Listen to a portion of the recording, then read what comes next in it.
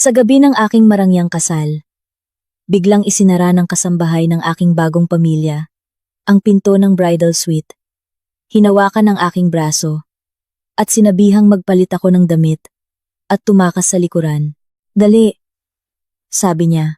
Sinunod ko ang kanyang utos at nakaligtas sa isang malagim na trahedya. Kinabukasan, lumuhod ako upang pasalamatan ang aking tagapagligtas. Ang pangalan ko ay Amara. Ngayon sana ang pinakamasayang araw ng buhay ko. Kakakasal ko lang kay Miguel de Villa, ang tagapagmana ng isa sa mga pinakamakapangyarihang pamilya sa lungsod. Sabi ng lahat, sinuwerte raw ako. Ang kasal ay isang kaganapang maalamat. Inukupa namin ang 3 buong palapag ng isang 5-star hotel sa Makati. Isang arko ng mga sariwang bulaklak ang bumabagtas mula sa pasukan hanggang sa entablado. Suot ang aking custom-designed na Michael Cinco gown, pakiramdam ko ay isa akong prinsesa. Ang aking mga magulang ay hindi maalis ang ngiti sa kanilang mga labi puno ng pagmamalaki. Matapos ang isang magulong araw, sa wakas ay dinala ako sa mansyon ng mga De Villa. Isang malawak at parang palasyong tahanan sa loob ng isang eksklusibong village. At sa master bedroom, ang aming bridal suite para sa gabing iyon. Ang silid ay larawan ng karangyaan. Pinalamutian ng hindi mabilang na puting rosas at lila. Naupo ako sa gilid ng king-sized bed, na may kaakit-akit na satin dubet na nakatupina, habang nararamdaman ang pinaghalong pagod, hiya, at pananabik. Ang aking sapatos, na mapaglarong itinago ng aking mga abay kanina, ay nakatago pa rin sa kung saang sulok ng silid. Bigla, tumunog ang pinto ng suite. Isinara ito mula sa labas. Napatalon ako sa gulat. Tumingala ako at nakita ang isang babae na nasa mga huling taon ng kanyang dekada 50, suot ang karaniwang uniforme ng mga kasambahay ng mga De Villa. Maayos na nakatali ang kanyang buhok. At bagamat may mga kulubot na ang kanyang mukha, ang kanyang mga mata ay kahanga-hangang malinaw. Malabo kong natatandaan na nakita ko siyang abala sa buong araw. Tinatawag siya ng lahat na Manang Fe. Bago ko pa maproseso ang nangyayari, nagmamadaling lumapit sa akin si Manang Fe, maputla ang mukha. Hinawakan niya ang aking pulso at nakakagulat ang kanyang lakas. Masakit, dali, bulong niya. Ang kanyang boses ay apurado at pilit. Miss Amara, kailangan mong hubarin ang wedding dress mo. Ngayon na, lubos akong nalilito. Ano ang nangyayari? Manang Fe, anong problema? Ano pong nangyayari? Tanong ko, napapadyak siya sa pagkadismaya. Ang kanyang boses ay halos hindi marinig sa nanginginig na bulong. Wala nang oras para magpaliwanag. Magtiwala ka sa akin. Kahit ngayon lang. Magsuot ka ng damit na hindi ka pansini-pansin. Ang pinto sa likod sa ground floor ay hindi nakalock. Lumabas ka roon at tumakbo. Sa abot ng iyong makakaya. Huwag kang magpapakita kahit kanino. Ang matinding takot at pangamba sa kanyang mga mata ay hindi maikakaila. Nakakahawa ang kanyang balisang enerhiya. At isang buhol ng pangamba ang humigpit sa aking tiyan. Bagamat wala akong ideya kung ano ang nangyayari, isang malakas na pakiramdam ng masamang pangitain ang nagpatayo sa mga buhok sa aking braso. Isinantabi ko ang lahat ng aking mga tanong at ang inaasahang kilos ng isang bagong kasal. Isang kaisipan lamang ang nangingibabaw sa aking isip. Pakinggan siya. Gamit ang nanginginig na mga kamay, tinanggal ko ang mabibigat at puno ng diamanteng mga clip sa aking buhok at kinapa ang masalimuot na mga butones ng aking gown. Si Manang Fe ay balisang naglalakad sa tabi ko. Ang kanyang mga bulong ay isang paulit-ulit na, mas mabilis. Pakiusap. Mas mabilis. Kinuha ko ang isang simpleng puting t-shirt at isang pares ng maong mula sa aking maleta at isinuot ang mga ito. Wala na akong oras para hanapin ang aking sapatos. Nakasuot pa rin ako ng aking tsinelas. Nang makapagbihis ako, hinawakan ni Manang Fe ang aking kamay at hinila ako patungo sa isang maliit na pangalawang pinto sa suite. Ito ay patungo sa isang service staircase. Dito ka bumaba, itinulak niya ako. Ang kanyang mga salita ay mabilis at nagmamadali. Diretso ito sa hardin sa likod. Iniwan kong hindi nakalak ang maliit na bakal na gate. Pagkalabas mo, Kumanan ka, at sundan mo ang daan. Tumakbo ka hanggang sa makalayo ka at humanap ng lugar na mapagtataguan. Ano man ang marinig mo. Huwag kang lilingon. Huwag kang babalik. Ang puso ko ay kumakabog ng napakalakas na parang sasabog na sa aking dibdib. Huli akong sumulyap kay Manang Fe. Tumango siya sa akin. Ang kanyang ekspresyon ay seryoso. Pinatatag ko ang aking sarili. Binuksan ang pinto. At pumasok sa madilim na hagdanan. Nadapa-dapa ako sa malamig na sementadong hagdanan. Ang matitigas na gilid ay sumasakit sa talampakan ng aking mga paa sa manipis kong tsinelas. Ngunit wala akong pakialam. Ang aking isipan ay isang blankong canvas ng takot. Na may isang salita lamang na nakapinta rito. Takbo. Ang pagbaba ay madilim at nakakatakot. Ang tanging mga tunog ay ang aking sariling hirap na paghinga at ang malambot na lagapak ng aking tsinelas sa semento. Hindi ako nangahas na huminto. Takot na may humahabol sa akin. Sa wakas ay narating ko ang ground floor at natagpuan ang maliit na pinto tulad ng sinabi niya, bahagyang nakaawang. Maingat ko itong itinulak. Isang alon ng malamig na hangin ng gabi ang tumama sa aking mukha na nagpabalik sa akin sa isang hibla ng kalinawan. Sa labas ay ang malawak na hardin sa likod ng mansyon. Nababalot ng kadiliman, na may iilang mahinang ilaw sa pader, na nagbibigay ng kaunting liwanag. Sinunod ang mga tagubili ni Manang Fe. Kumanan ako, at tumakbo sa isang daanang may graba sa buong lakas ko. Ilang beses nahulog ang aking tsinelas, ngunit hindi ko na pinag-abalang kunin pa ito. Ang matutulis na bato ay bumaon sa aking mga hubad na paa, ngunit mas matindi ang sakit ng takot. Tumakbo ako hanggang sa nanakit ang aking mga baga, at hindi na ako makahinga. Sumilong ako sa likod ng isang malaking puno ng akasya. Yumuko at humihingal. Tumingin ako pabalik sa mansyon ng mga De Villa, ang maliwanag na bahay. Na ilang oras lamang ang nakalipas, ay ang aking pangarap na natupad. Ngayon ay mukhang isang halimaw na natutulog sa kadiliman. Nagdulot ito ng kilabot sa aking gulugod. Ano ba talaga ang nangyari?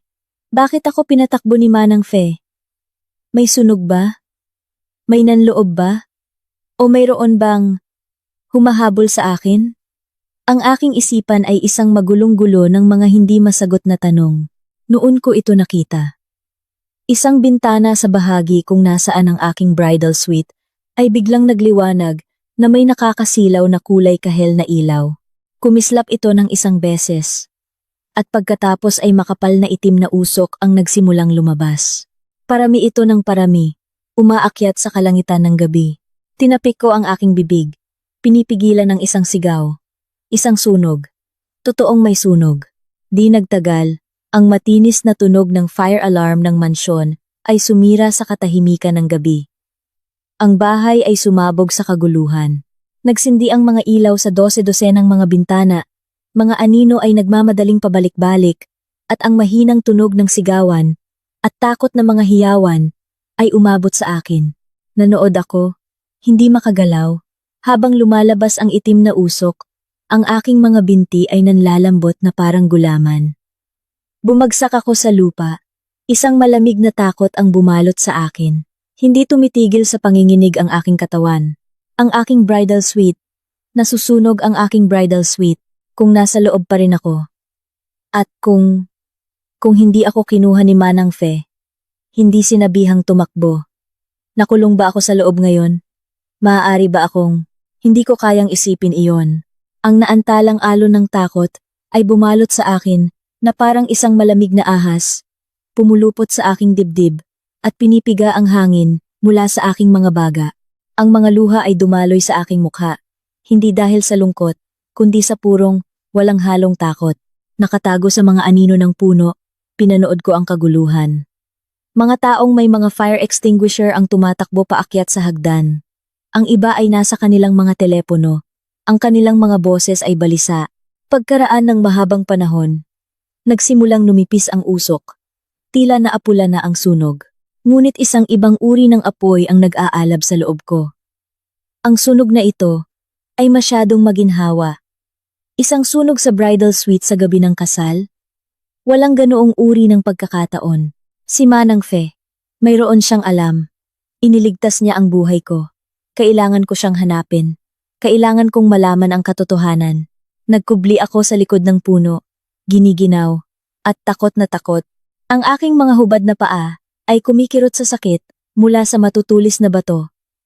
Nakasuot lamang ako ng manipis na t-shirt, at ang simoy ng gabi ay nagpapanginig sa akin nang hindi mapigilan. Ngunit hindi ako nangahas na gumalaw. Ang aking mga mata ay nakatutok sa mga kaganapan sa mansyon. Tila ganap nang naapula ang sunog. At tumigil na ang alarma. Ngunit ang bahay ay nanatiling maliwanag, na parang Christmas tree, na may mga taong nagmamadali pa rin. Narinig ko ang boses ng aking bagong asawa, si Miguel de Villa. Mukha siyang balisa, may isinisigaw. At pagkatapos ay narinig ko ang aking bagong biyanan, ang kanyang ina. Ang kanyang boses ay matinis at matalas, tila nag-uutos sa paglilinis. Mukha silang nag-aalala, ngunit isang kilabot ang gumapang sa akin. Kung talagang nag-aalala sila sa akin, bakit walang nakapansin na nawawala ang bride? Hindi man lang ba nila ako hinanap? Habang umiikot ang aking mga iniisip, isang mahinang kaluskos ang narinig ko mula sa mga halaman sa tabi ko. Napapitlag ako. Ang puso ko'y lumukso sa aking lalamunan. Isang madilim na anino ang maingat na lumapit. Bumubulong. Ang bagong kasal. Miss Amara, ikaw ba yan? Boses iyon ni Manang Fe. Halos mapaiyak ako sa ginhawa. Opo, ako po ito. Manang Fe, nandito po ako. Bulong ko pabalik. Mabilis siyang sumilong sa likod ng puno. Nakita ang aking magulong kalagayan. Bumuntong hininga siya, at hinubad ang kanyang sariling luma ng cardigan. Ipinatong ito sa aking mga balikat. Hindi ito ang lugar para mag-usap, sabi niya ng mahina. Sumunod ka sa akin. Hinawakan niya ang aking kamay, at gamit ang kadiliman, at ang takip ng mga puno, dinala niya ako sa isang lugar, sa mas malayong bahagi ng ari-arian. Merong isang maliit na bodega doon, para sa mga gamit sa hardin. Binuksan niya ang pinto, itinulak ako papasok, at pagkatapos ay sumunod siya. Isinara ito ng mahigpit sa likuran niya. Ang maliit na bodega ay puno ng mga pala at kalaykay, at amoy lupa at pataba. Napakasikip nito, na halos hindi kami makatayo. Sa sandaling isinara ang pinto, hinawakan ko ang kanyang mga kamay.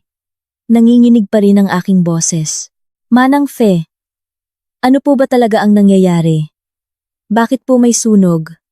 Bakit niyo po ako pinatakbo? Tumingin siya sa akin. Ang kanyang mga mata ay isang komplikadong halo ng awa at natitirang takot. Tinapik niya ang aking kamay. Miss Amara, sabi niya, halos isang bulong na lamang. Ang sunog ngayong gabi, hindi iyon aksidente. Inaasahan ko na iyon. Ngunit ang marinig na kumpirmahin niya ito, ay nagpahingal sa akin. Hindi aksidente? Kung gayon, lalo siyang lumapit. Ang kanyang boses ay isang hanging bulong na lamang. Sinadya iyon. Ang sunog na iyon ay para sa iyo. Nanlambot ang aking mga binti at muntik na akong bumagsak. Para sa akin? Bakit? Sino? Sino ang gustong manakit sa akin? Nag-atubili si Manang Fe na para bang tinitimbang ang kanyang mga salita. Bumuntong hininga siya. Isang napakasamang bagay ito. Ayaw kong masangkot. Ngunit hindi ko kayang panoorin na masaktan ang isang mabuting dalaga na tulad mo. Halos 20 taon na akong nagtatrabaho para sa mga De Villa. May mga nakita na ako. Huminto siya. Lalong bumaba ang kanyang boses. Ang asawa mo, si Miguel, hindi siya ang lalaking inaakala mo. Ang paraan ng pagkamatay ng una niyang asawa. Kahina-hinala, naramdaman kong nanigas ang dugo sa aking mga ugat. Ang una niyang asawa? Ako. Sinabi sa akin na namatay siya sa sakit. Umiling si Manang Fe. Isang kakaibang ekspresyon sa kanyang mukha. May sakit siya. Oo. Pero hindi ganoon kasimple. May mga bagay akong hindi masabi ng sigurado. Pero palagi kong nararamdaman. Gayunpaman, nakatakas ka ngayong gabi. Isang himala iyon. Kailangan mong gumawa ng plano. Ang pamilyang ito. Ang bahay na ito ay isang pugad ng mga ahas. Ang kanyang mga salita ay nagpaikot sa aking mundo. Ang lalaking kalilipas lang ay masaya kong pinakasalan. Ang mayamang pamilya na akala ko ay aking bagong tahanan ay nagtatago ng isang sikretong ganito kasuklam-suklam. Pagpatay, isang pagtatangkang sunugin ako, isang malaking takot at isang alon ng galit ang bumalot sa akin. Ang maliit na bodega ng mga gamit ay malamig at mamasa-masa. Ngunit hindi ko ito naramdaman. Lubos akong natulala sa kanyang revelasyon. Ang unang asawa ni Miguel, ang babaeng nakita ko lamang sa mga larawan, isang mabait na taong sinabing pumanaw dahil sa isang sakit. Ang kanyang pagkamatay ay kahina-hinala. Manang Fe, tanong ko, nanginginig ang boses. Ano? Ano po ang alam ninyo? Pakiusap. Kailangan niyo pong sabihin sa akin. Wala po akong alam. At takot na takot ako. Tumingin siya sa akin. Isang nag-aalangang ekspresyon sa kanyang mukha.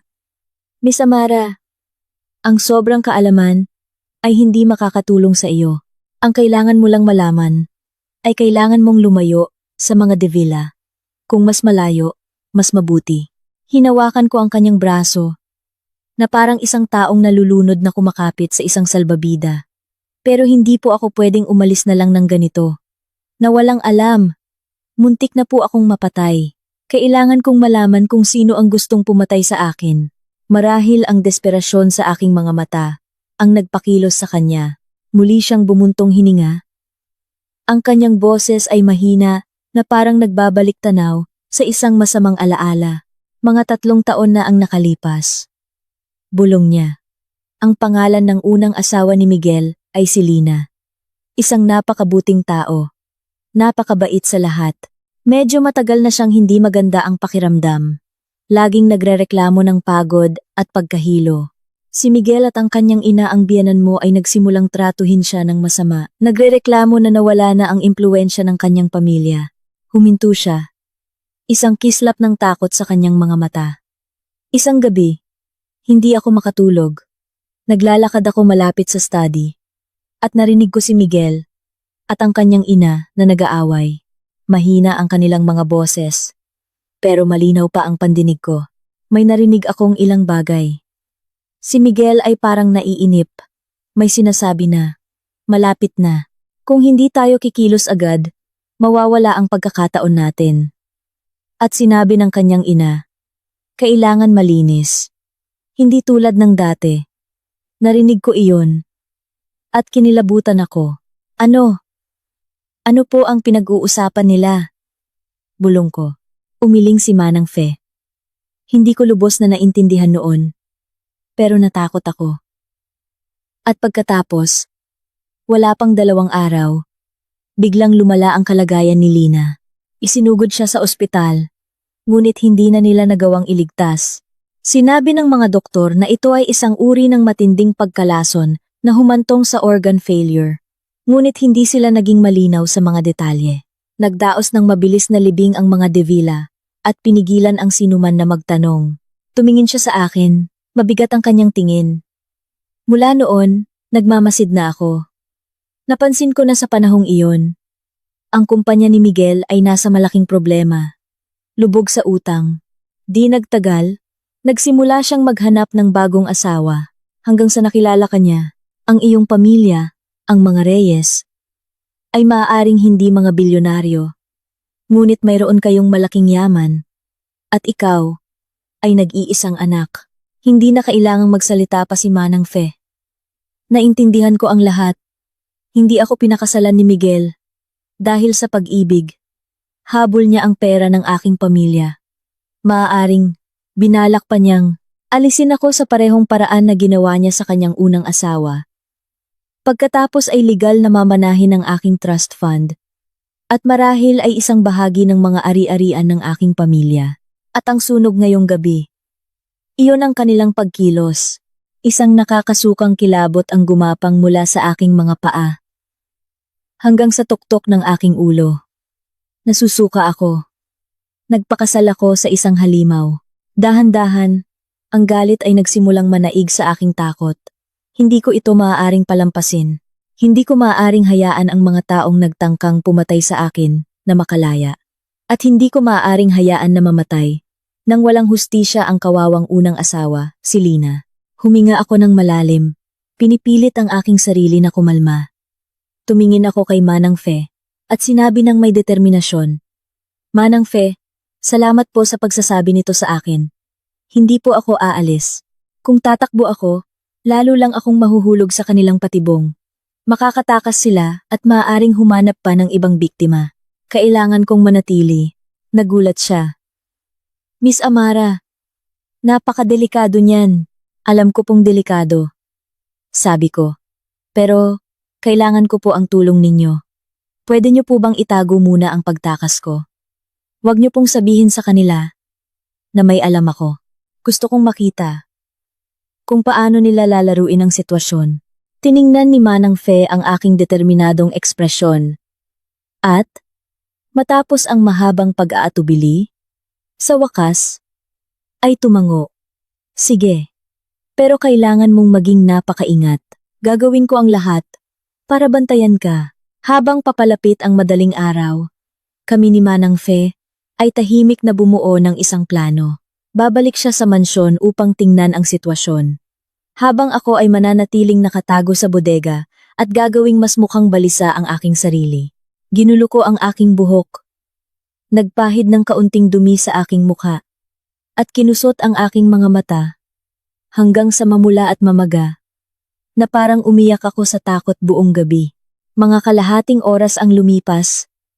Bumalik si Manang Fe. Naapula na ang sunog. Bulong niya. Nasunog lang ang bahagi malapit sa bintana sa suite. Hindi malubha ang pinsala. Si Miguel at ang kanyang ina ay balisa, lalo na dahil hindi kanila mahanap. Nagpapahanap sila, ngunit sinusubukan nilang itago ito, takot sa kahihiyan. "Nandito ang mga pulis," nagtatanong. Tumango ako, isang malamig na ngiti sa aking mukha. Balisa ba silang hanapin ako?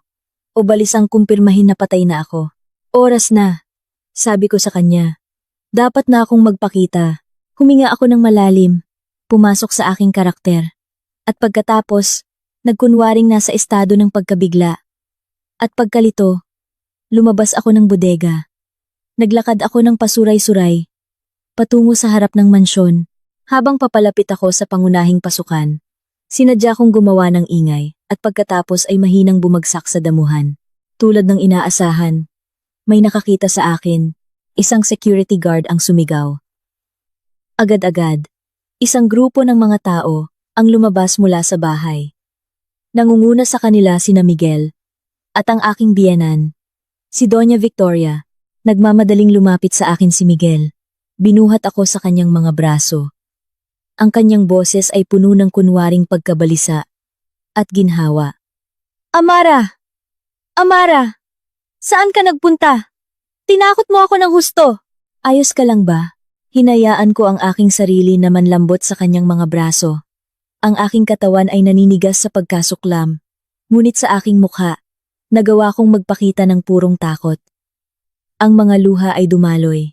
Humagulgol ako. "Ang sunog," sabi ko ng pautal-utal. "Ito'y napakalaki." Natakot ako, kaya tumakbo ako. Tumakbo ako palabas. Hindi ko alam kung paano. Pero siguro ay nawalan ako ng malay. Ang aking biyenan, si Victoria, ay lumapit din. Hinawakan ang aking kamay. Ang kanyang mukha ay isang maskara ng pag-aalala. "Naku, mahal kong manugang. Tinakot mo ng husto ang iyong ina. Ayos na, ligtas ka na ngayon. Aksidente lang iyon. May sira lang sa mga kable. Tapos na ang lahat. Huwag kang matakot."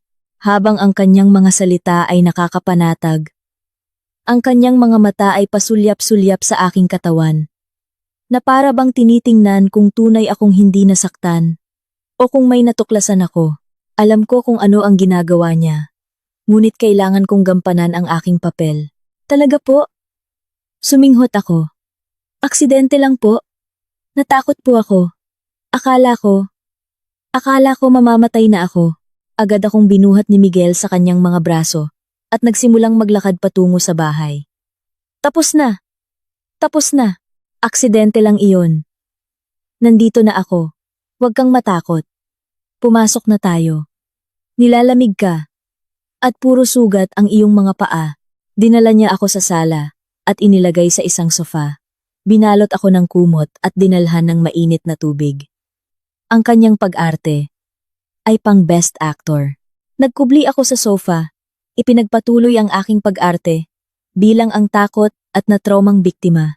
Habang lihim silang inoobserbahan, nakita ko si Miguel at si Victoria na nagpalitan ng tingin, isang tingin ng ginhawa. Ngunit mayroon ding kislap ng hinala na hindi pa ganap na nawawala. Alam kong hindi sila lubusang naniniwala sa aking kwento. Ngunit kahit papaano ay nakabalik ako. At hindi ko sila inilantad na nagbigay sa akin ng oras para kumilos. Nagsisimula pa lang ang palabas at determinado akong makita kung paano nila tatapusin ang kanilang script. Dinala ako ni Miguel sa loob ng bahay at inilagay sa sofa sa sala. Isang katulong ang nagdala ng first aid kit at si Miguel mismo ang lumuhod. Maingat na nilalagyan ng antiseptiko ang mga sugat sa aking mga paa at nilalagyan ng benda. Ang kanyang ekspresyon ay puno ng malalim na pagmamahal at pag-aalala. Ang aking biyenan, si Victoria, ay umupo sa tabi ko. Hawak ang aking kamay at nag-aalok ng walang katapusang mga salita ng aliw. Kawawang bata. Tiyak na takot ka. Kasalanan ko ang lahat dahil hindi ko pinacheck ang mga kable. Kapag gumaan na ang pakiramdam mo, ibibili kita ng pinakamalaking singsing na diamante. Para makalimutan mo ang lahat ng ito. Tiningnan ko ang kanilang mga mukha. Isang alon ng pagduduwal ang gumulong sa aking tiyan, ngunit pinilit kong magpakita ng pasasalamat at pag-asa. Suminghot ako. Sinadyang gampanan ang papel ng isang inosenteng bagong kasal. Miguel, Doña Victoria. Nakakatakot po talaga. Paano po biglang nagsimula ang sunog? At sa kwarto pa natin. Noong tumatakbo po ako, parang may naamoy akong kakaiba. Hindi po amoy na susunog. Na plastik mula sa mga kable. Habang nagsasalita ako, naramdaman ko ang kamay ni Miguel. Ang naglalagay ng band-aid. Na nag-atubili ng isang saglit. Ang ngiti sa mukha ni Victoria ay nanigas din ng isang iglap bago siya mabilis na nakabawi. Tinapik niya ang aking kamay. Naku iha, kapag may sunog, lahat ng uri ng bagay ay nasusunog. Malamang ang kahoy mula sa bintana at mga kurtina. At saka, nagpanik ka. Normal lang nalinlangin ka ng iyong mga pandama. Tumingin si Miguel at sumali sa usapan ng may ngiti. Tama, Amara. Huwag mong masyadong isipin. Aksidente lang iyon. Masaya akong ligtas ka. Kung may nangyari sa iyo, hindi ko alam kung paano ako mabubuhay. Iniabot niya ang kanyang kamay upang yakapin ako. Umiwas ako ng hindi sinasadya. Pagkatapos ay mabilis itong tinakpan sa pamamagitan ng pagtingin sa ibaba ng may hiya. Ako'y medyo takot pa po. Ang mga braso ni Miguel ay nanigas sa ere. Isang kislap ng inis ang dumaan sa kanyang mga mata, bago napalitan ng isang tingin ng pag-aalala. Sige. Ayos lang. Hindi kita hahawakan. Magpahinga ka na lang. Sakto. Isang katulong ang lumapit at tahimik na nagsabi na kailangan akong tanungin ng mga pulis. Agad na naging tensyonado sina Miguel at Victoria. Opisyal. Mabilis na sabi ni Victoria. Ang aking manugang ay kadarating lang mula sa isang traumatikong karanasan. Halos hindi siya makapagsalita ng maayos. Maaari po bang maghintay kayo ng kaunti? Ito na ang aking pagkakataon para alamin ang pananaw ng pulisya. Mahina akong nagsalita. Ayos lang po, Doña Victoria. Ginagawa lang po ng mga opisyal ang kanilang trabaho. Sasagutin ko po ang kaya ko. Tumingin ako sa pulis. Hello po, opisyal. Takot na takot lang po ako. Tumakbo po ako palabas. At siguro po ay nadapa ako. Wala na po akong natatandaan. Pagkatapos noon, hanggang sa magising ako at halos umaga na. Nagtanong ang opisyal ng ilang simpleng tanong. Tulad ng kung kailan ko napansin ang sunog at paano ako nakalabas.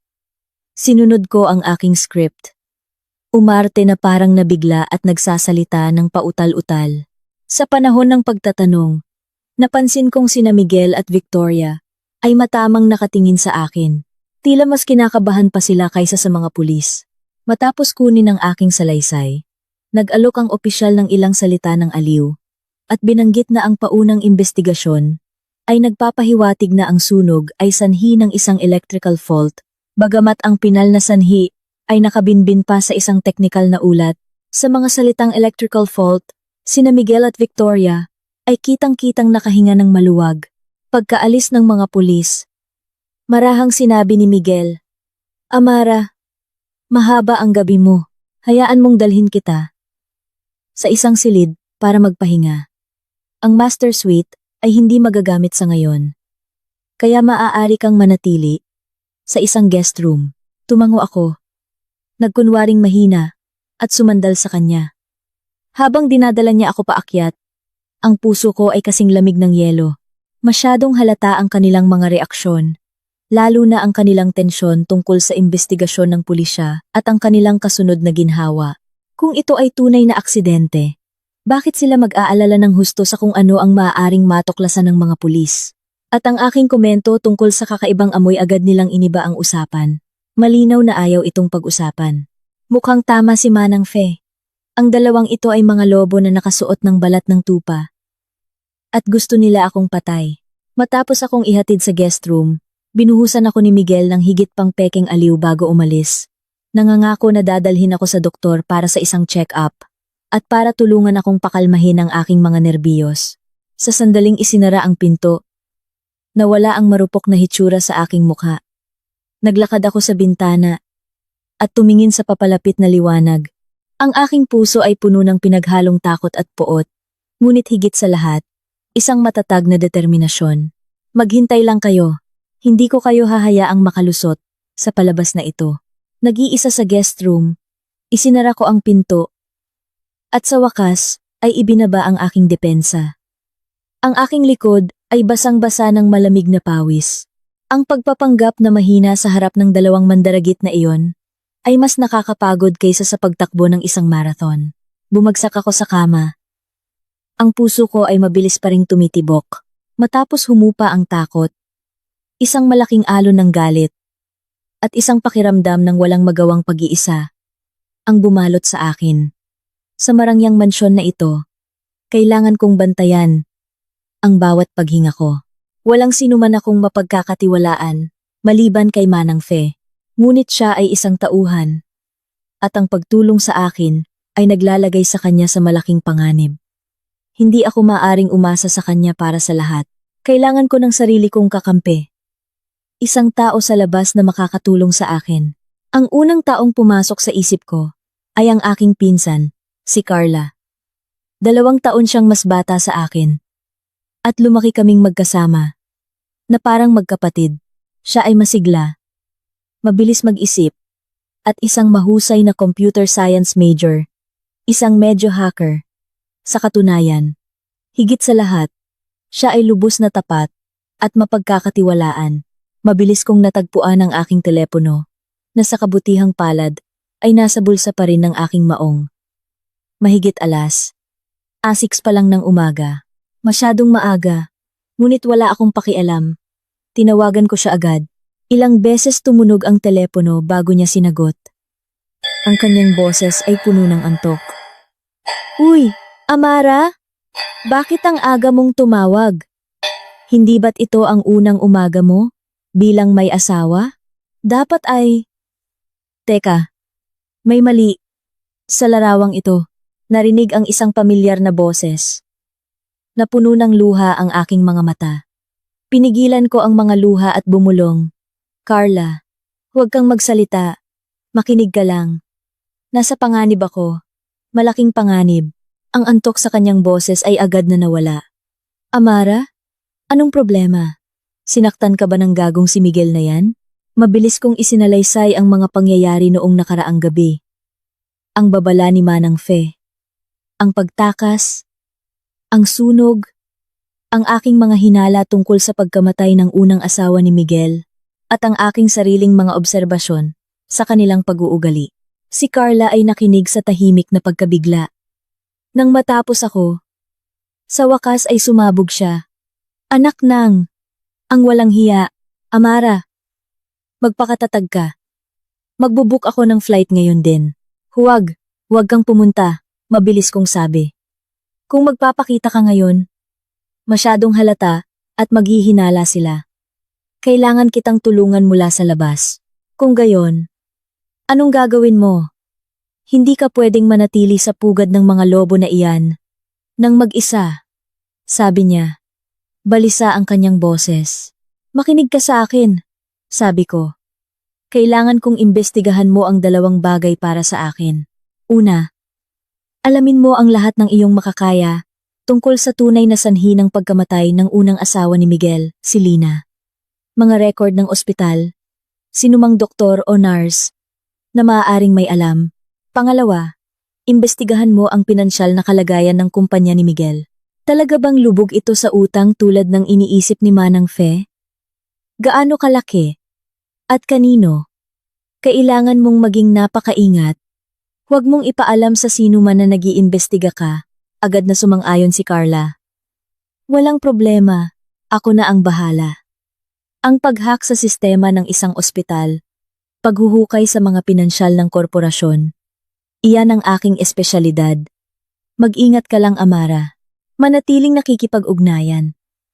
Tawagan mo ako sa sandaling may mangyari. Pagkatapos mag-usap, medyo gumaan ang aking pakiramdam. Kasama si Carla sa labas. Hindi na ako nag-iisa sa laban na ito.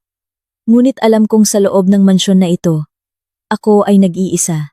Pagkatapos ng mga pangyayari ngayong umaga, maaaring pansamantalang maniwala sina Miguel at Victoria sa aking kwento. Ngunit hindi sila lubusang makukumbinsi. Kailangan kong ipagpatuloy ang pag-arte upang lubusan nilang ibaba ang kanilang depensa. Sa mga susunod na araw, kailangan kong maging perpektong na trauma at inosenteng asawa na lalong nagiging dependent sa kanyang mapagmahal na asawa. Kailangan kong maging mas mahusay na aktor kaysa sa kanila. At habang naghihintay sa mga matutuklasan ni Carla, hindi ako maaaring umupo na lang. Kailangan kong humanap ng sarili kong mga pahiwatig.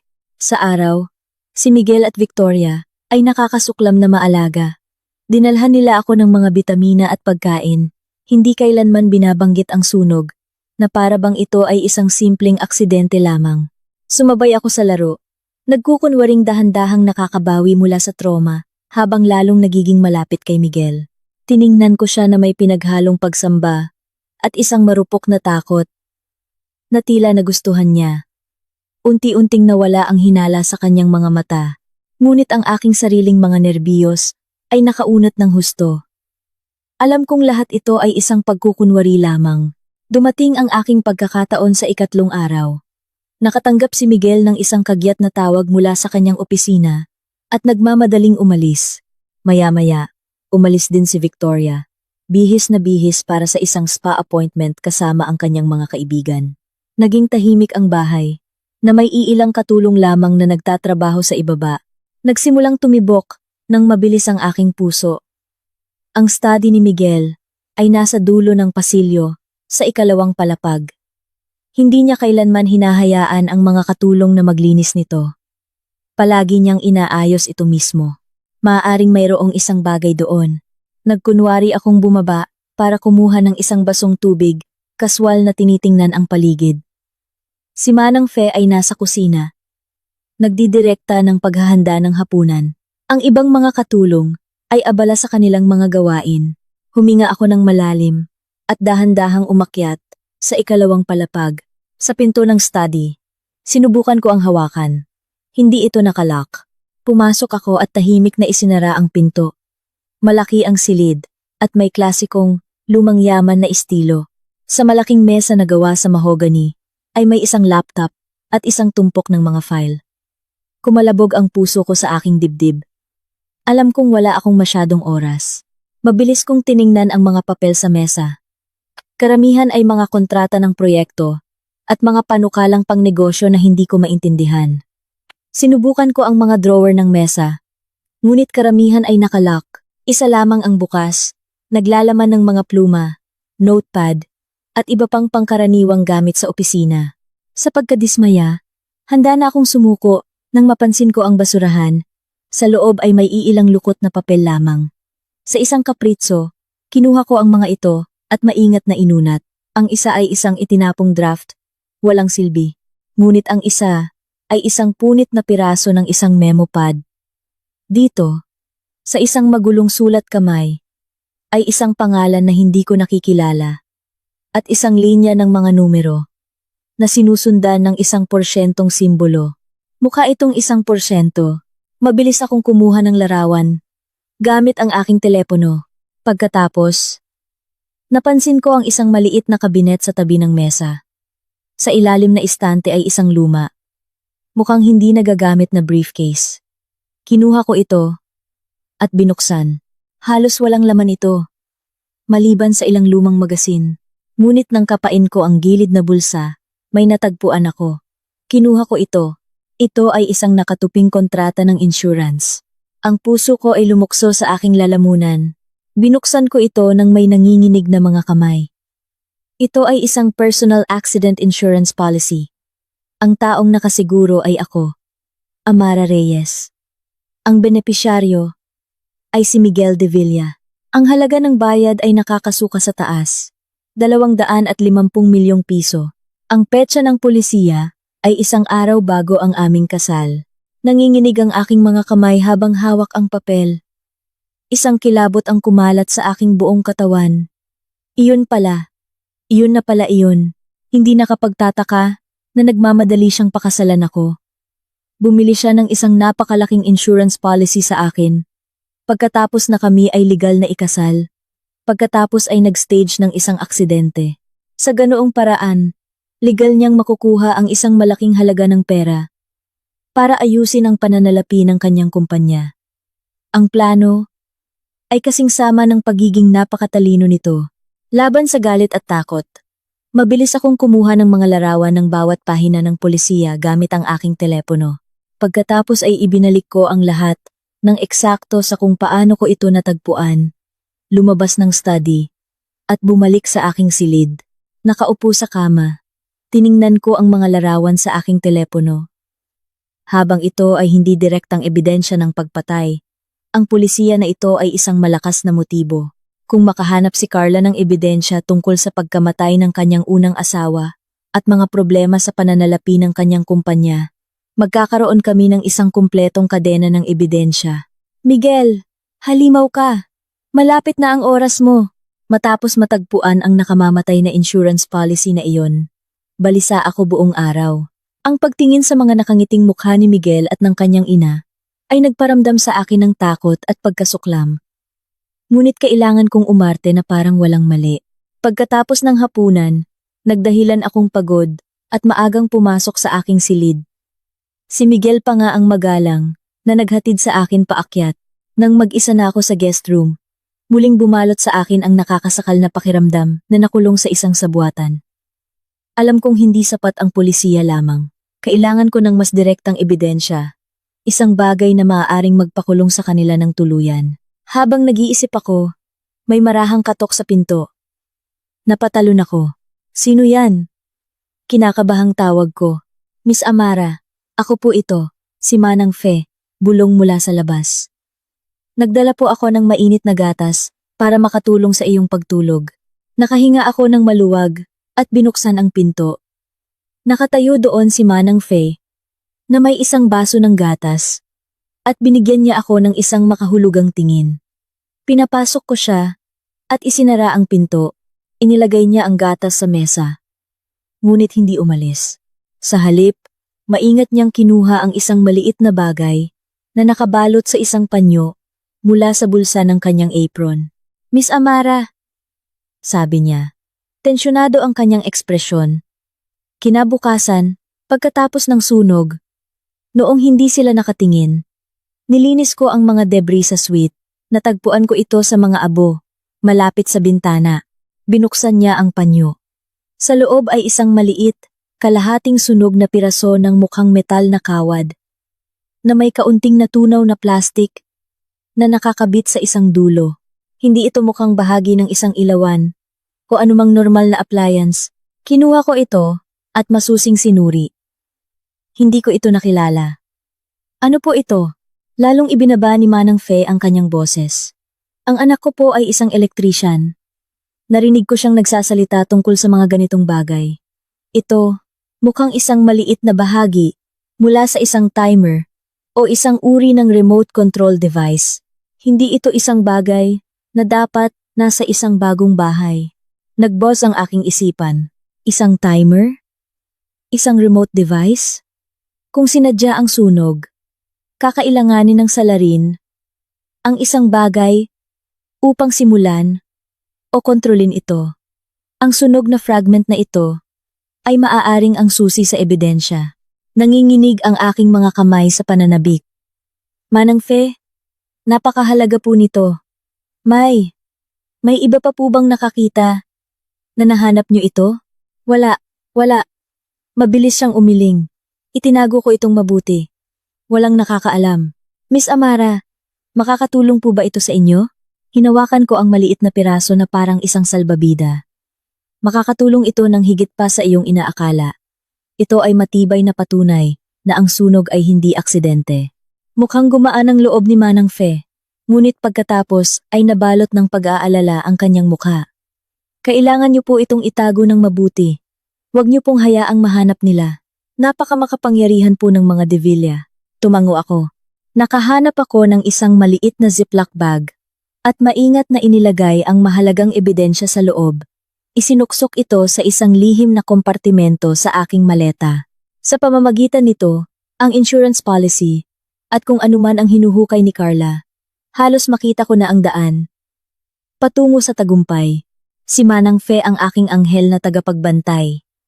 Tinulungan niya ako ng paulit-ulit. Pinasalamatan ko siya.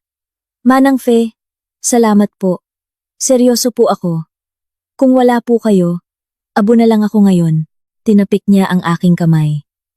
Mabuti po kayong tao, Miss Amara. Ang mabubuting tao ay nararapat na maging ligtas. Mag-ingat lang po kayo. Sabihan niyo lang ako kung may kailangan kayo. Pagkaalis niya, tiningnan ko ang nakatagong ebidensya. Isang pag-agos ng lakas ang dumaloy sa akin. Miguel De Villa at Victoria De Villa. Malapit nang matanggal ang inyong mga maskara, habang nagtatago ng 2 piraso ng ebidensya na buhay at kamatayan ang nakasalalay. Bawat araw na ginugol ko sa mansyon ng mga De Villa ay parang paglalakad sa isang tightrope sa isang banda. Kailangan kong gampanan ang papel ng isang natromang batang asawa. Sa kabilang banda, kailangan kong maging laging mapagmatyag, lihim na nagmamasid, at naghihintay. Bumibili ng mas maraming oras para sa investigasyon ni Carla. Nang makitang bumabalik ako sa normal, tila ibinaba ni na Miguel at ng kanyang ina ang kanilang depensa. Nagsimula pa ngang magreklamo si Miguel sa akin, paminsan-minsan tungkol sa kanyang negosyo.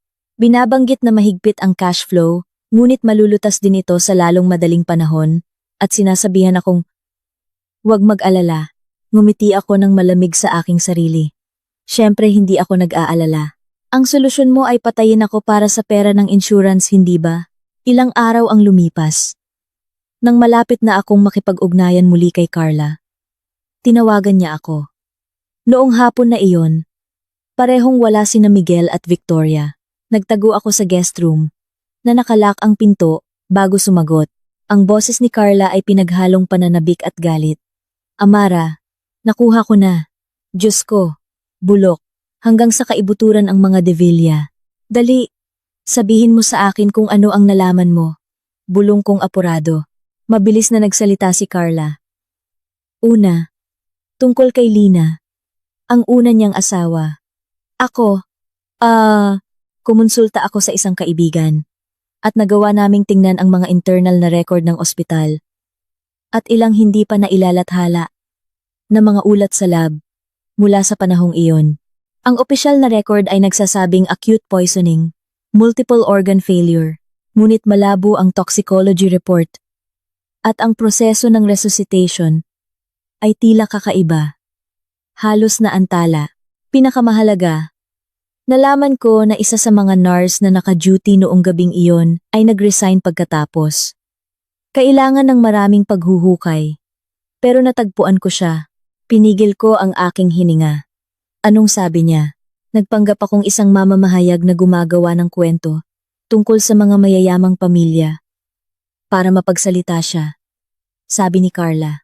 Nag-atubili siya noong una, ngunit nang ipahiwatig ko ang pinansyal na kompensasyon, nagsalita na siya. Sinabi niya na noong gabing iyon, narinig niya si Miguel at ang kanyang ina na nag-aaway sa labas ng ICU. May mga sinasabi silang, mali ba ang dosis? Bakit hindi pa siya nawawala? Natakot siya, kaya hindi siya nagsalita.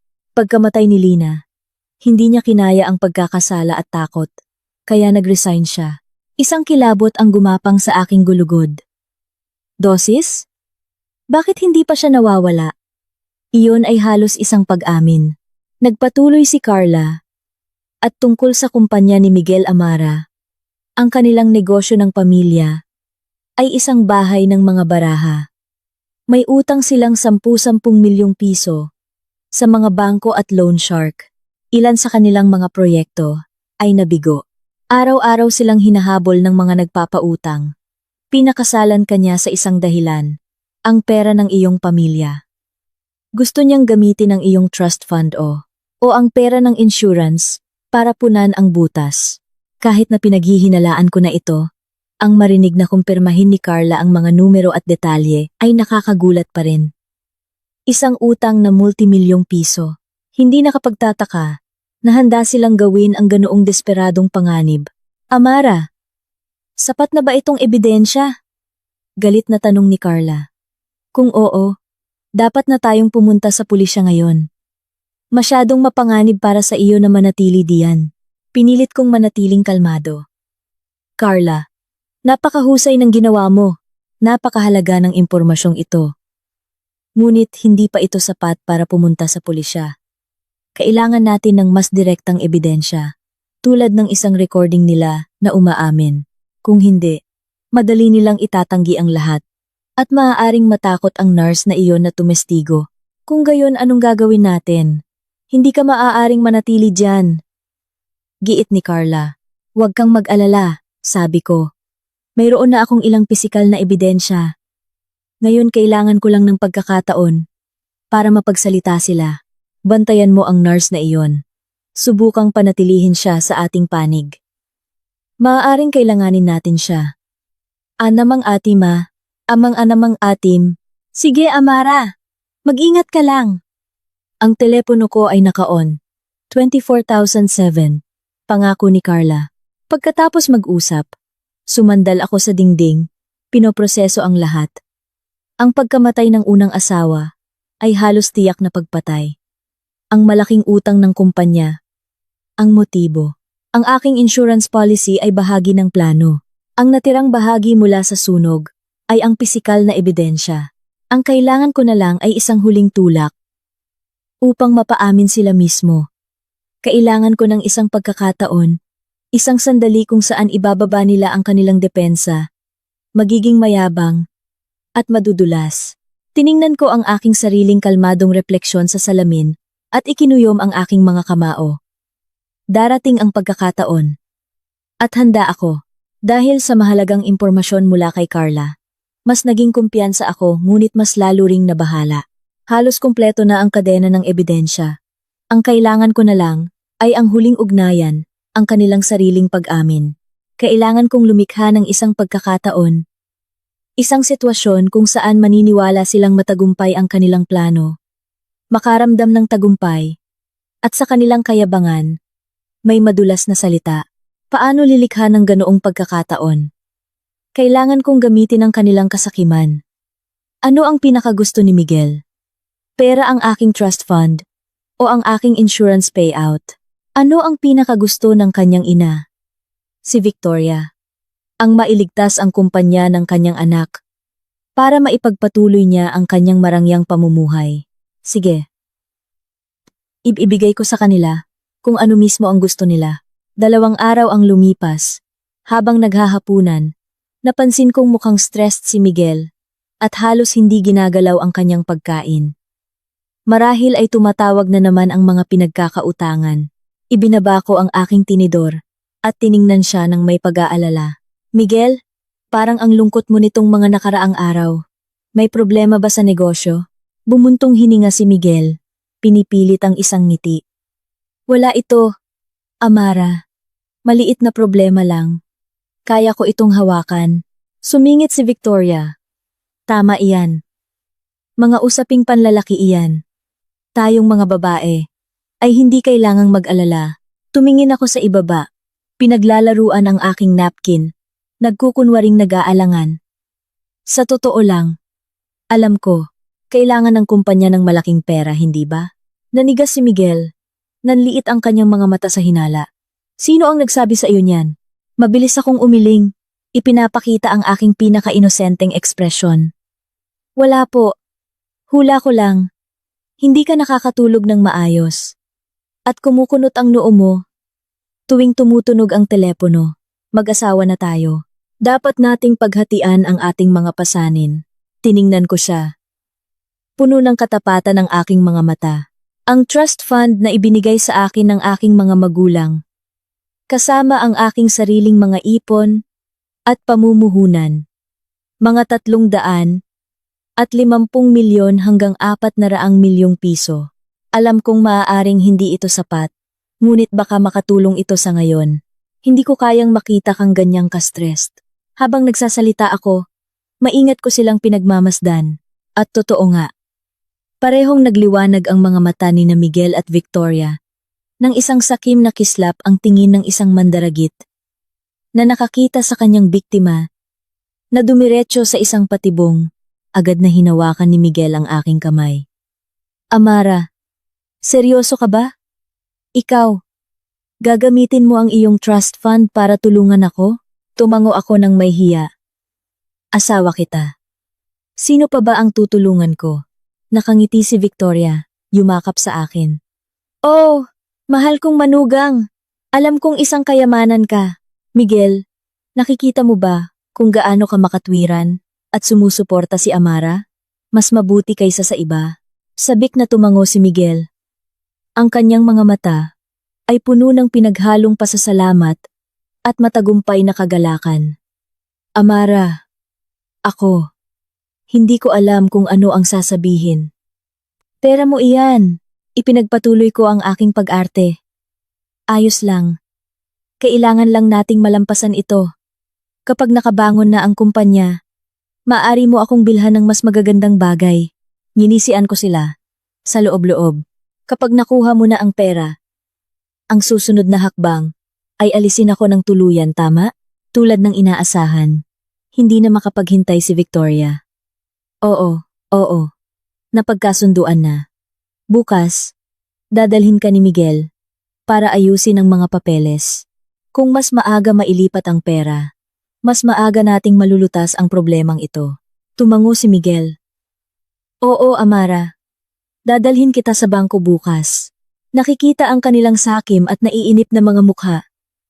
Nasusuka ako, ngunit kailangan kong panatilihin ang aking masayang ekspresyon. Kumagat na ang isda sa pain. Akala nila ay ganap na nila akong kontrolado. Kapag nakuha na nila ang pera, mararamdaman nilang hindi sila magagapi. Tiyak na ibababa nila ang kanilang depensa. Marahil ay magdiriwang pa ng maaga. At iyon ang magiging sandali ko. Ang sandali upang makuha ang huling nakamamatay na piraso ng ebidensya. Malapit nang dumating ang kasukdulan ng baluktot na dula na ito. Pagkatapos ng hapunan, si Miguel at Victoria ay labis na mapagmahal. Itinuturing ako na parang isang tagapagligtas. Tiniis ko ang kanilang nakakasulasok na pag-arte. At pagkatapos ay maagang nagtungo sa aking silid, nagkunwaring pagod. Sa sandaling nakalak ang pinto, sumandal ako rito, huminga ng malalim. Bawat segundo na kasama ko ang dalawang iyon ay isang pagsubok. Pumunta ako sa aking kama at kinuha ang aking telepono at isang maliit na backup na digital voice recorder mula sa isang lihim na lugar. Binili ko ito maraming taon na ang nakalipas para sa pagre-record ng mga pulong. Hindi ko inakalang gagamitin ko ito para sa isang bagay na tulad nito. Sinuri ko ang baterya at memorya. Tinitiyak na handa na ito. Malamang nakakailanganin ito bukas. Pagkatapos, naupo ako sa kama at inisip ang lahat ng mga pahiwatig at ebidensya Pinagsama-sama ang mga ito na parang isang puzzle hanggang sa mailantad ang buong masamang balak. Motibo. Ang kumpanya ni Miguel ay malapit ng mabangkarote, desperado para sa isang malaking cash injection. Target. Ako. Isang nag-iisang anak na may malaking trust fund at ang lihim na multimilyong pisong life insurance policy na kinuha niya sa akin. Naunang kaso. Ang kanyang unang asawa, si Lina, ay namatay sa ilalim ng kahina-hinalang mga pangyayari. Malamang na pinatay. Sa isang panahon na may problema rin ang kumpanya. Isang katulad na pattern. Ang asawa ay namatay nang hindi sinasadya. Ang asawa ay nakikinabang. Aksyon. Ang aksidenteng sunog sa gabi ng aming kasal. Iniligtas ako ng babala ni Manang Fe. Ang fragment ng timer, remote device na natagpuan niya, ay direktang patunay ng panununog. Reaksyon. Ang kanilang balisa, ngunit mapanlinlang na pag-uugali pagkatapos ng sunog. Ang kanilang mga mausisang tanong, at ang kanilang labis na interes sa mga natuklasan ng pulisya. Ang pain. Ang kanilang hindi maitagong kagalakan at pagkainip ng ialok ko ang aking trust fund, ganap na naglantad sa kanilang mga motibong pinansyal. Lahat ng mga piraso ay perpektong nagtutugma. Isang kumpleto at malupit na sabwatan ang malinaw. Hinabol ako ni Miguel para sa aking pera. Mabilis akong pinakasalan. At pagkatapos ay binalak na patayin ako sa isang aksidente. Upang makuha ang aking trust fund at ang insurance payout. Malamang na nagawa na niya ito dati. Isang galit ang nag-aalab sa aking dibdib. Na parang isang bulkan. Hindi ito isang away pamilya. Ito ay malamig na dugo. Pinagplanuhang pagpatay para sa kita. Itinuring nila ako na parang isang tupang ihahain. Ngunit di nagtagal. Ang galit ay napalitan ng isang malamig na determinasyon. Mabuti na lang at nalaman ko. Mabuti na lang at iniligtas ako ni Manang Fe. Mabuti na lang at hindi ako isang ganap na hangal. Ang mga papel ng mga ngaso at biktima ay malapit nang magbaliktad. Hinawakan ko ang voice recorder. Bukas, kung magpapakita sila kahit katiting na pahiwatig ng kanilang balak, kukunin ko ito. Ito ang magiging huling pako sa kanilang kabaong. Miguel at Victoria, malapit na ang katapusan ninyo. Kinabukasan, tulad ng aking inaasahan, sabik si Miguel na dalhin ako sa bangko para sa paglipat ng pera. Bago kami umalis, tahimik kong binuksan ang maliit na voice recorder at isinuksok ito sa loob ng bulsa ng aking jacket. Tinitiyak na hindi nakaharang ang mikropono. Kumakabog ang aking puso, isang halo ng kaba at pananabik. Napakasaya ng mood ni Miguel. Labis siyang maalaga sa buong biyahe. Pinupuno ang katahimikan ng mga walang laman na pangako. Kung paano niya palalaguin ang kumpanya kapag nakuha na ang pondo. At kung paano kami maglalakbay sa buong mundo. Ngumiti ako at tumango.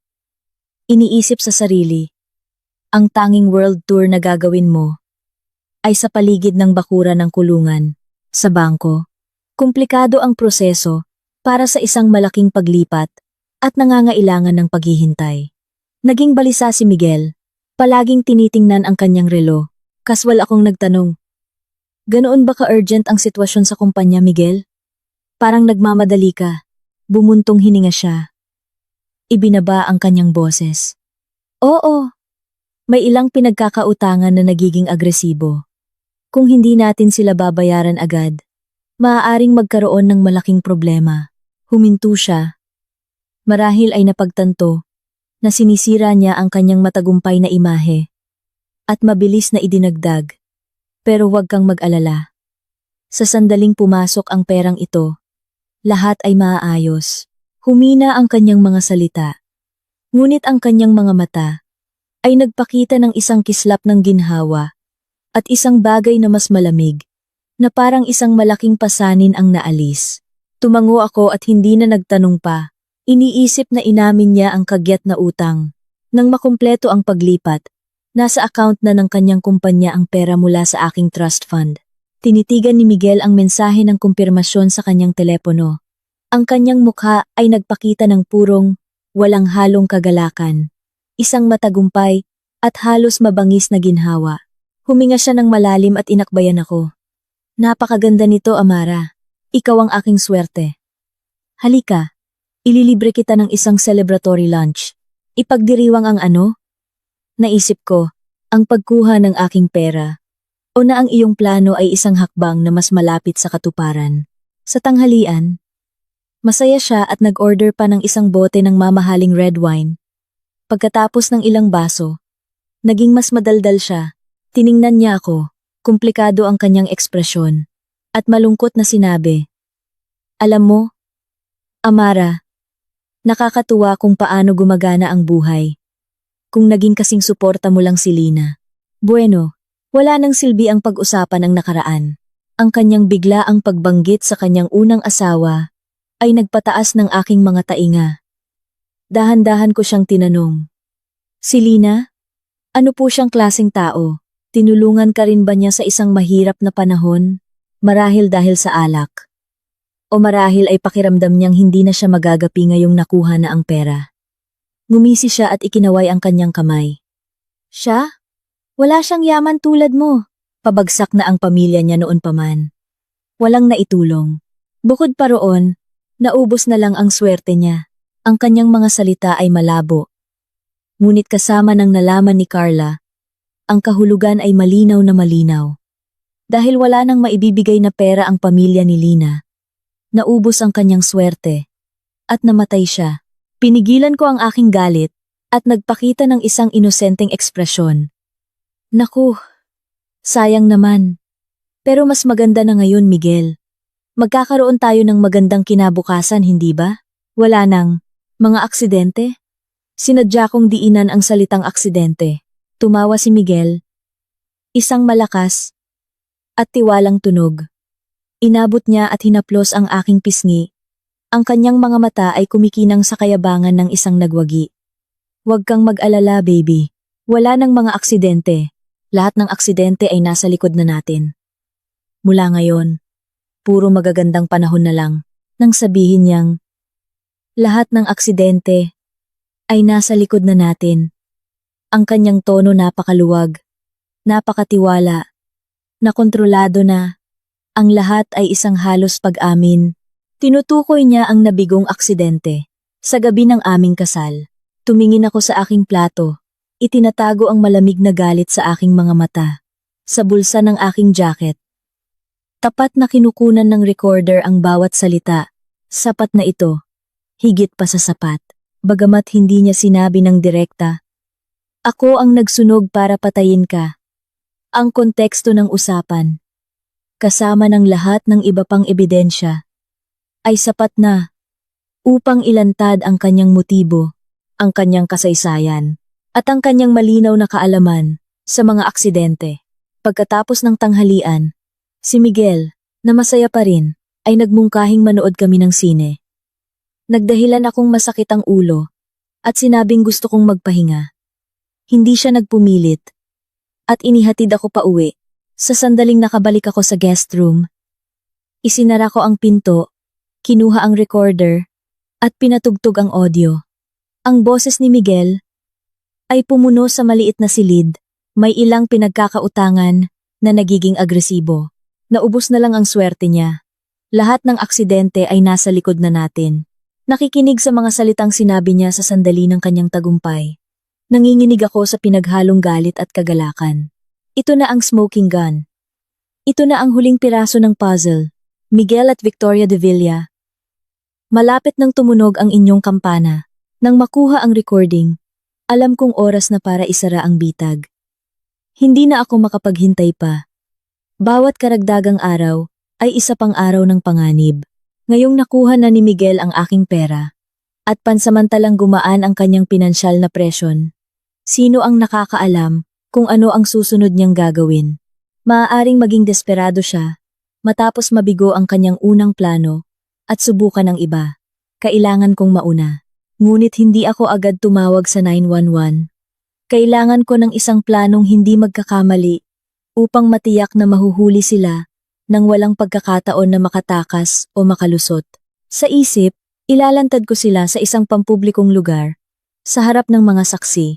Pipigilan nito ang kanilang pagganti o paglikha ng isang maling salaysay, at magkakaroon ito ng pinakamalaking epekto. Ang perpektong pagkakataon ay nagpakita noong gabing iyon.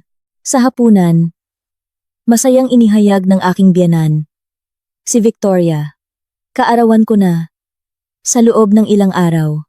Hindi naman malaki. Ngunit sa lahat ng magagandang balita kamakailan, naisip kong magkaroon tayo ng isang maliit na party dito sa bahay.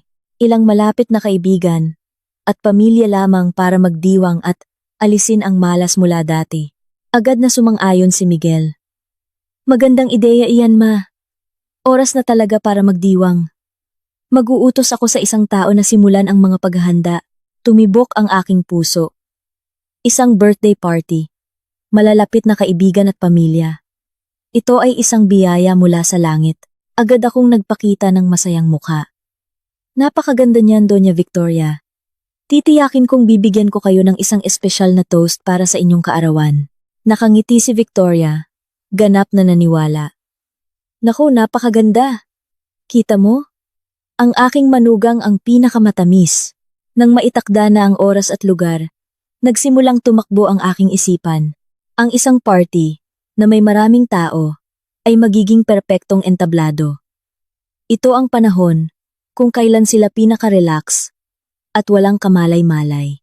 Kinabukasan, sinabi ko sa kanila, na makikipagkita ako sa isang kaibigan, para sa isang spa day, at umalis ng bahay. Sa sandaling wala na ako sa paningin, nakahanap ako ng isang tahimik na kafe at tumawag. Hindi ko tinawagan ang 911. Tinawagan ko ang isang matandang kaibigan ng pamilya ng aking ama. Isang lalaking kilala ko mula pa noong bata ako, bilang si Tito Ramon. Siya ngayon ay isang mataas na opisyal sa Philippine National Police, PNP. Masyadong malaki at mapanganib ang sitwasyong ito. Kailangan ko ng isang taong lubos kong mapagkakatiwalaan. Isang taong may awtoridad na tapusin ito. Nang sumagot siya, pinanatili kong mahina ang aking boses at ipinaliwanag ang lahat. Ang aking paghihirap, ang mga ebidensyang nakalap ko, ang mga larawan ng pulisiya, ang mga labi ng sunog, ang audio recording, at ang aking plano para sa party. Sa kabilang linya, si Tito Ramon ay nakinig sa tahimik na pagkabigla na mabilis na naging galit. Hindi ka pani-paniwala. Ito ay kasuklam-suklam. Amara, huwag kang mag-alala. Personal kong hahawakan ito. Ito ay isang napakaseryosong usapin. Kumpirmahin mo lang ang oras at lugar at ipaalam mo sa akin ng maaga. Magkakaroon ako ng aking pinakamahuhusay na mga pulis na naka-plain clothes doon, nakahalo sa mga bisita. Hihintayin nila ang iyong hudyat at titiyakin ang iyong kaligtasan. Huhulihin natin sila, kasama ang lahat ng ebidensya. Sa kanyang katiyakan, isang malaking bigat ang naalis sa aking mga balikat. Pagkatapos mag-usap, nakipag-ugnayan ako kay Carla at sinabi sa kanya ang huling plano. Hinihiling sa kanya na maging handa kung sakaling kailanganin namin ng anumang remote technical support tulad ng agarang pag-verify ng isang piraso ng impormasyon. Nang maayos na ang lahat, pumunta ako sa isang spa para pakalmahin ang aking mga nerbiyos bago bumalik sa mansyon ng mga De Villa. Pagbalik ko, si Miguel at Victoria ay masayang nag-uusap tungkol sa listahan ng mga bisita at menu para sa party. Ang kanilang mga mukha ay nagliliwanag sa tunay na kagalakan. Karamihan ay dahil pumasok na ang pera at naiwasan ang kanilang krisis. Pinanood ko sila ng may mahinahong ngiti, ngunit sa loob, iniisip ko, magsaya kayo habang kaya nyo, magdiwang kayo hanggat gusto nyo. Dahil ito ang huling party na dadaluhan ninyo bilang mga malayang tao. Para sa iyong kaarawan, Victoria, bibigyan kita ng isang regalong hindi mo malilimutan. Sa wakas, ay dumating ang kaarawan ni Victoria. Ang mansyon ng mga De Villa ay abala mula pa noong umaga. Naglinis at nagdekorasyon ang mga tauhan. Abala ang kusina sa mga paghahanda. At ang hardin ay pinalamutian ng mga sariwang bulaklak at mga cocktail table. Ito ay isang eksena ng masayang pagdiriwang. Si Miguel at Victoria ay nakasuot ng kanilang pinakamagagandang damit, sumasalubong sa mga bisita sa pinto na may malalapad na ngiti. Karamihan sa mga dumalo ay kanilang mga kamag-anak at kasosyo sa negosyo. Lahat ay mukhang mayaman at maimpluwensya. Maingat din akong nagbihis, pumili ng isang damit na elegante at malumanay, na angkop sa aking papel. Sa perpektong make-up at isang magalang na ngiti, tumayo ako sa tabi ni Miguel, ginagampanan ang papel ng masaya at mapagmahal na asawa. Bawat bisita ay pumupuri sa akin, sinasabi kay Miguel kung gaano siya kaswerte, at kay Victoria kung gaano siya kahusay na manugang. Tinanggap nila ito. Lumalaki ang kanilang ego sa bawat salita. Ngunit nakikita ko na sa ilalim ng mayabang na anyo ni Miguel, ang kanyang mga mata ay minsan ay nagpapakita ng isang kislap ng malamig na pagkalkula kapag tinitingnan niya ako. Ito ay isang tingin na tila nagsasabing, "Magsaya ka. Ito na ang huling pagkakataon na magniningning ka." Sasalubungin ko ang kanyang tingin ng sarili ko, puno ng paghanga at tiwala habang nag-aalab ang aking isipan.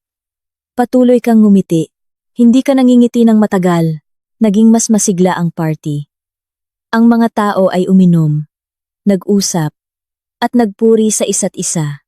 Ang hardin ay puno ng tawanan at masayang musika. Si Victoria ay napapaligiran ng kanyang mga kaibigan, nagagalak sa kanilang mga pagbati sa kaarawan. Si Miguel ay gumagalaw sa gitna ng mga tao, isang larawan ng tagumpay, isang taong nasa kanya na ang lahat. Palihim kong tiningnan ang lugar at nakita sila ang mga pulis na ipinadala ni Tito Ramon. Nakabihis sila bilang mga bisita, nakakalat sa gitna ng mga tao, kaswal na nakikipag-usap, ngunit may matatalas na mga mata na hindi tumitigil sa pagmamasid sa akin at sa kanilang paligid. Nakaramdam ako ng pag-agos ng kumpiyansa. Dumating na ang oras na para ihandog ang aking regalo. Huminga ako ng malalim, nakangiti pa rin, at naglakad sa isang medyo bukas na lugar malapit sa gitna ng hardin. Sa tabi ng isang maliit na fountain, kung saan maririnig ang aking boses, dahan-dahan akong pumalakpak para makuha ang atensyon ng lahat. Paumanhin po sa lahat. Sa aming mga iginagalang na nakatatanda, mahal na mga kaibigan, maaari ko po bang makuha ang inyong atensyon sandali? Unti-unting humina ang masayang usapan, habang ang lahat ng mga mata ay napabaling sa akin. Nagtataka kung ano ang aking gagawin. Tiningnan ako ni Miguel at Victoria. Nakangiti pa rin, inaakalang magbibigay ako ng isang taus-pusong talumpati para sa kaarawan. Sinabi pa ni Miguel sa mga bisita, "Mukhang may espesyal na pagbati ang aking magandang asawa. Para sa aking ina." Dahan-dahang nawala ang aking sariling ngiti. Napalitan ng isang ekspresyon ng malamig na kahinahunan.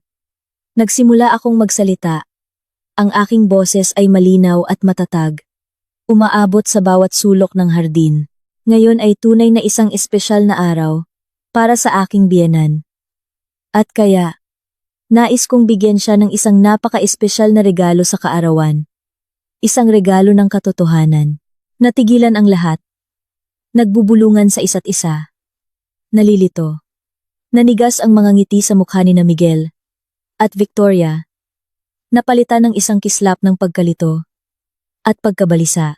Pilit na tumawa si Victoria. "Amara, ano ba ang sinasabi mo? Anong katotohanan?" Hindi ko siya pinansin. Ang aking tingin ay dumaan sa mga nabiglang mukha ng mga bisita. Gusto kong ikuwento sa inyo ang isang kwento. Isang kwento tungkol sa aksidenteng sunog sa gabi ng aking kasal. Isang kwento tungkol sa tunay na sanhi ng pagkamatay ng unang asawa ni Ginoong Miguel de Villa, si Lina. At isang kwento tungkol sa 10 milyong pisong utang na bumabagabag sa kumpanya ng mga de Villa at ang 250 milyong pisong life insurance policy sa akin, kung saan si Miguel ang nag-iisang benepisyaryo. Sa bawat pangungusap, nawawalan ng kulay ang mga mukha ni Miguel at Victoria. Ang mga bulalas ng pagkabigla ay umalingamngaw sa gitna ng mga tao. "Anong kalokohan ang pinagsasabi mo?" Sa wakas ay sumigaw si Miguel. Ang kanyang mukha ay namumutla habang sumugod siya patungo sa akin para patahimikin ako. Ngunit huli na ang lahat. Nagsisimula pa lang ang palabas. Sinubukan akong sugurin ni Miguel, Ngunit dalawang bisita na nakatayo malapit ay kaswal na hinarangan ang kanyang daan, pinipigilan siyang makalapit sa akin. Tiningnan ko siya nang walang bakas ng takot at nagpatuloy. Mabilis na nagsasalita para matiyak na maririnig ng lahat. Sa tingin mo kalokohan ito? Makikita mo. Sa gabi ng aking kasal, ang aming kasambahay, si Manang Fe, ang nagligtas ng aking buhay. Sinabihan niya akong tumakbo, bago pa man magsimula ang sunog, at mula sa mga abo, natagpuan niya ito. Itinaas ko ang aking telepono. Ipinapakita ang isang close-up na larawan ng sunog na piraso ng device para makita ng lahat. Ito ay bahagi ng isang timer o isang remote detonator. Pinapatunayan nito na sinadya ang sunog. Nagkagulo ang mga tao. Lahat ay nakatingin ng may takot kina Miguel at Victoria. Nagsisinungaling ka! Aksidente iyon! Sinabi ng pulis. Sigaw ni Victoria. Aksidente? Malamig kong sagot. Kung gayon, paano naman ang insurance policy na ito? Inilipat ko ang screen sa larawan ng polisiya. Binili isang araw bago ang aming kasal. 200,000 at 50 milyong pisong bayad kay Miguel. Napakagandang pagkakataon.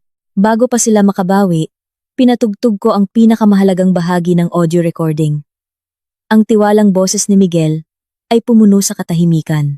May ilang pinagkakautangan na nagiging agresibo. Naubos na lang ang swerte niya. Lahat ng aksidente ay nasa likod na natin. Natapos ang recording at isang nakabibinging katahimikan ang bumalot sa party. Bagamat hindi ito isang direktang pag-amin sa pagpatay, ang tono, ang mga salita, at ang konteksto ay nagbigay ng malinaw na kahulugan sa sinumang may isip. Ang mukha ni Miguel ay isang maskara ng kawalan ng pag-asa. Ikinumpas niya ang isang nanginginig na daliri sa akin. Peke iyan! Lahat iyan peke! Gawa-gawa mo lang iyan! Sinisiraan mo ako! Tinitigan ko siya. Sinisiraan kita? Ang multimilyong pisong utang ba ng iyong kumpanya ay gawa-gawa? Ang katotohanan na ang iyong unang asawa, si Lina, ay namatay sa acute poisoning ay gawa-gawa? Ang iyong desperadong pangangailangan sa aking trust fund at pera ng insurance ay gawa-gawa? Akala mo ba ang isang inosenteng babae na tulad ko ay nararapat na lukohin at patayin para sa iyong kapakanan? Na kapag ang isang babae tulad ni Lina ay hindi nakapakipakinabang, nararapat siyang lasunin at itapon? Bawat tanong ay isang martilyo na tumama na nag-iwan sa kanila na walang masabi. Sa wakas ay naintindihan ng mga bisita ang buong, nakakatakot na larawan. Tiningnan nila ang mag-ina na may pinaghalong pagkabigla, pagkasuklam, at takot. Lumakas ang mga bulungan. Diyos ko! Napakasama, kaya pala biglang namatay si Lina. Isang halimaw siya. Isang serial predator. Ganap na na-corner sina Miguel at Victoria. Maputla ang kanilang mga mukha at nanginginig ang kanilang mga katawan. Sinubukan nilang itanggi, ngunit ang kanilang mga salita ay walang saysay na satsat. Bumagsak si Victoria sa lupa. Umiiyak. Hindi totoo iyan. Sinisiraan kami. Sa sandaling iyon. Ang mga pulis na naka-plain clothes, sa pamumuno ng nangungunang investigador ni Tito Ramon, ay nagpakita ng kanilang mga badge. Mabilis silang kumilos. Dinakip ang nagpupumiglas na si Miguel at isang nagwawalang si Victoria. Ang nangungunang investigador ay nag-anunsyo ng malakas at matatag, Miguel de Villa, Victoria de Villa, kayo ay inaaresto sa hinalang pagtatangkang pagpatay, insurance fraud, at kaugnay sa pagkamatay ni Lina de Villa. May karapatan kayong manahimik. Nang mag-click ang mga poses sa kanyang mga pulso, sa wakas ay bumigay si Miguel. Tinitigan niya ako. Ang kanyang mukha ay puno ng galit. At sumigaw, Amara! Ikaw na makamandag na babae. Pagbabayaran mo ito. Tumingin ako sa kanya. Ang aking boses ay kasing lamig ng yelo. Ang tanging magbabayad ay ikaw at ang iyong ina. Ang batas ang bahala dyan. Pinapanood silang dalhin ng mga pulis. Ang matigas na postura na pinanatili ko sa loob ng mahabang panahon ay sa wakas ay nagsimulang lumuwag. Ang hardin ay nasa kaguluhan. Ang mga bisita ay nagbubulungan sa pagkabigla at tinitingnan ako na may pinaghalong awa at paghanga. Alam ko noon na nanalo ako. Tapos na sa wakas ang bangungot. Nang maaresto sina Miguel at Victoria, ang birthday party ay naging isang crime scene. Ang mga bisita, sa estado ng pagkabigla, ay mabilis na nagpaalam at umalis. Ang dating masayang mansyon ay ngayon ay nakakatakot na tahimik, puno ng mga labi ng isang party na nagtapos sa kahihiyan. Nakatayo ako sa gitna ng hardin. Isang ipo-ipo ng mga emosyon ang umiikot sa loob ko. Ang kasiyahan ng paghihiganti, ang ginhawa ng kaligtasan, at ang pagod na hanggang buto na sumusunod sa isang mahaba at teribleng pagsubok. Maingat na lumapit si Manang Fe. Ipinatong ang isang alampay sa aking mga balikat. Pula ang kanyang mga mata. Miss Amara, ayos lang po ba kayo? Iyon po ay nakakatakot. Hinawakan ko ang kanyang kamay. Salamat po sa inyo. Kung hindi po dahil sa inyo, wala ako dito ngayon. Hindi ko po sila kailanman mailalantad. Di nagtagal, dumating ang aking mga magulang. At si Carla, nagmamadaling pumasok, na may mga balisang ekspresyon. Tumakbo ang aking ina sa akin. Niyakap ako ng mahigpit, at napaiyak. Oh, Amara ko, kawawa ka naman. Napakarami mong pinagdaanan. Bakit hindi mo sinabi sa amin? Ang mukha ng aking ama ay seryoso, na may pinaghalong takot at galit. Hindi mapapatawad. Mga hayop na iyon. Paano nila nagawang saktan ng aking anak? Sisiguraduhin kong mabubulok sila sa impyerno. Niyakap ni Carla ang aking braso. Kalahating umiiyak. Kalahating tumatawa. Amara, napakagaling mo. Napakatapang.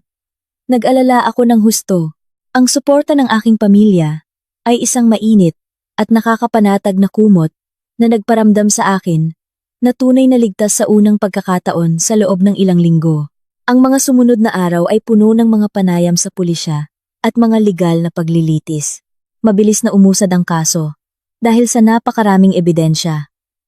Ang insurance policy, ang ulat ng forensic sa mga labi ng sunog, ang investigasyon, sa pananalapi ni Carla, sa kumpanya ng mga De Villa, ang kahina-hinalang mga pangyayari sa pagkamatay ni Lina, at, siyempre, ang nakamamatay na audio recording. Batay sa aking testimonya at sa mga ebidensya, binuksan muli ng pulisya ang investigasyon sa pagkamatay ni Lina, at di nagtagal, ay nakahanap ng higit pang patunay ng masamang gawain ni Miguel at Victoria. Habang naghihintay sa paglilitis, nakatuon ako sa diborsyo at sa pagbawi ng aking trust fund. Malinaw ang mga talaan ng paglipat at sa pag-freeze ng mga ari-arian ng kumpanya ng mga De Villa ng pulisya, karamihan sa aking pera ay nabawi. Opisyal at ganap kong pinutol ang lahat ng ugnayan sa isinumpang pamilyang iyon. Hindi ako dumalo sa paglilitis. Wala akong pagnanais na makita pa ang kanilang mga mukha. Sinabi sa akin ni Carla kalaunan na sinubukan nilang itanggi ang lahat sa korte. Ngunit sa harap ng bundok ng ebidensya, gumuho ang kanilang mga kasinungalingan. Sa huli, si Miguel De Villa ay napatunayang nagkasala sa pagtatangkang pagpatay, pandaraya, at pagpatay sa kanyang unang asawa, si Lina. Hinatulan siya ng habambuhay na pagkabilanggo nang walang posibilidad ng parol. Si Victoria, bilang kanyang kasabwat, ay nakatanggap din ng habambuhay na sentensya. Nang marinig ko ang hatol, sa wakas, ay natunaw na ang huling buhol ng tensyon sa aking puso. Nakamit na ang hustisya. Pagbabayaran nila ang kanilang kasakiman at kalupitan. Pagkatapos maayos ang lahat, ang unang bagay na ginawa ko ay puntahan si Manang Fe. Nag-resign na siya sa sambahayan ng mga De Villa at nakatira na kasama ang kanyang anak. Nagmaneho ako papunta sa kanyang bahay. At nang makita ko siya, wala akong sinabi. Lumuhod lang ako sa harap niya at yumuko. Naku! Miss Amara, wag po. Tumayo po kayo. Ano po ang ginagawa ninyo? Sigaw niya. Nagmamadaling tulungan akong tumayo. Nagpumilit akong tapusin ang pagyuko bago tumayo Umaagos ang mga luha sa aking mukha. Manang Fe, kailangan niyo pong tanggapin ito. Kung wala po kayo, abo na lang si Amara Reyes ngayon. Iniligtas niyo po ang buhay ko. At binigyan niyo ako ng lakas ng loob at ebidensya para lumaban. Kayo po ang aking tagapagligtas. Umiiyak din si Manang Fe, hawak ang aking mga kamay. Huwag niyo pong sabihin iyan, Miss Amara. Ginawa ko lang po kung ano ang tama. Ang makita kayong ligtas at maayos ay sapat ng gantimpala para sa akin. Pinunasan ko ang aking mga luha at seryosong tiningnan siya. Manang Fe, ano po ang inyong mga plano para sa pagre-retiro? Kung papayagan niyo po ako, gusto ko po kayong bilhan ng isang maliit na apartment at mag-set up ng isang pondo para sa inyo. Para matiyak na mabubuhay kayo ng komportable sa natitirang bahagi ng inyong buhay. Ito na po ang pinakamaliit na magagawa ko. Pakiusap po. Huwag ninyong tanggihan. Agad siyang kumaway. Naku, hindi po. Sobra-sobra na po iyan. Hindi ko po matatanggap iyan. Kailangan niyo pong tanggapin. Giit ko. Hindi po ito kawang gawa. Ito po ay isang utang na loob. Kung hindi niyo po ito tatanggapin, hindi po ako matatahimik. Sa huli, umiiyak siyang sumang-ayon. Mabilis akong nakahanap ng isang tahimik at komportableng kondo para sa kanya. Inasikaso ang lahat ng papeles at nagdeposito ng malaking halaga para sa kanyang pagre-retiro. Nang makita siyang maayos at ligtas, naramdaman ko ang isang huling pakiramdam ng pagsasara. Nang matapos ang huling gawaing iyon, naramdaman kong tunay na naiwan ko na ang nakaraan. Ibinenta ko ang bawat piraso ng alahas at bawat regalo na ibinigay sa akin ng mga Devilla. Nag-donate ako ng isang bahagi ng pera sa isang foundation para sa mga kababaihang inaabuso, umaasang makatulong sa iba na maaaring mapunta sa mga teribleng sitwasyon. Sa natira, nagsimula ako ng sarili kong negosyo. Isang maliit na interior design studio. Isang bagay na palagi kong kinahihiligan. Naging abala at makabuluhan ng buhay. Sa kabila ng bangungot na aking pinagdaanan, hindi ako nawalan ng pananampalataya sa buhay. Sa katunayan, dahil nakaligtas, mas pinahahalagahan ko ang bawat araw. Naging mas malaya ako, mas matatag, ang aking mga magulang, na nag-alala na magkakaroon ako ng trauma, ay gumaan ang loob nang makita akong umuunlad.